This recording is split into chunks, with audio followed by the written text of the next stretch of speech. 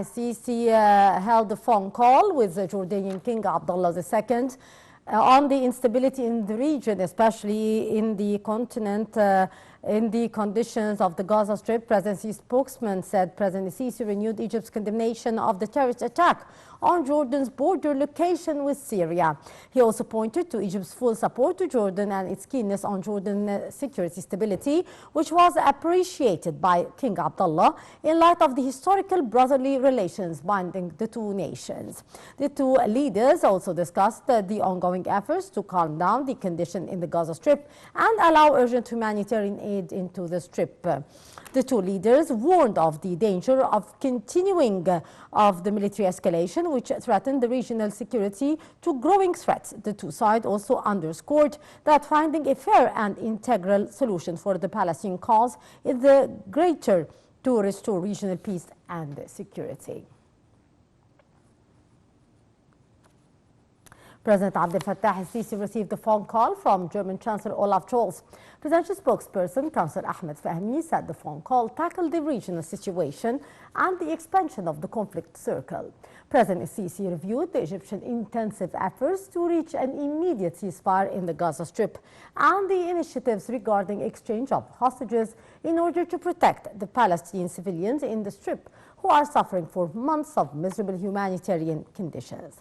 The head of the state stressed the necessity of international community action to pressure in the path of implementing the UN decisions. The phone call also touched on the efforts to stop expanding the conflict, which will have repercussions on the Middle East region and the international peace and security.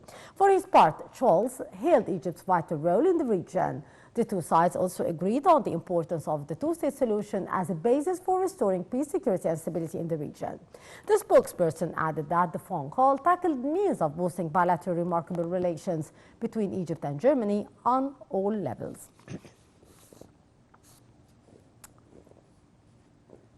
Egypt condemned the terrorist attack in Jordan's location on borders with Syria that left 3 U.S. soldiers dead and injuring others of the U.S. troops.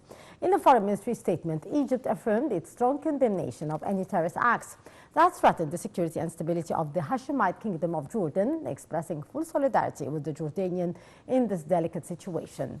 For his part, U.S. President Joe Biden blamed Iran-backed militants for the attack on the frontier base in Jordan's northeast. Drone attack on a base in Jordan killed 3 American troops, with President Joe Biden blaming Iran-backed militants for the first U.S. military deaths in the region since the Gaza war began. Iran said it had nothing to do with the attack and denied U.S. and British accusations that it supported militant groups responsible for the strikes on the remote frontier base in Jordan's northeast near the borders with Iraq and Syria. Biden said in a statement that while they are still gathering the facts of this attack, the U.S. knows it was carried out by radical Iran-backed militant groups operating in Syria and Iraq, pledging to hold all those responsible to account at a time and in a manner of our choosing. Biden later held a moment of silence at a South Carolina church banquet hall for the U.S. troops killed in the attack. With the region already tense as fighting rages in Gaza, the strike also raises fears of a border conflict directly involving Tehran. There has so far been no claim for responsibility for the strike, but British Foreign Secretary David Cameron reiterated a call for Iran to de-escalate in the region. He also condemned the attack by Iran-aligned militia groups in a post on social media. Iran denied any links to the attack, with Foreign Ministry spokesman Nassar Kanani describing the accusations as baseless and a projection. Meanwhile, a judiciary's website reported Iran executed 4 men at dawn on Monday after they were convicted of spying for Israel. Israeli warplanes, artillery and warships bombarded several houses, schools and health facilities across the Gaza Strip, including northern parts, on the 115th day of the aggression. Palestinian sources said dozens were killed in northern Gaza, including 2 journalists, increasing the toll of journalists and media men killed since the 7th of October.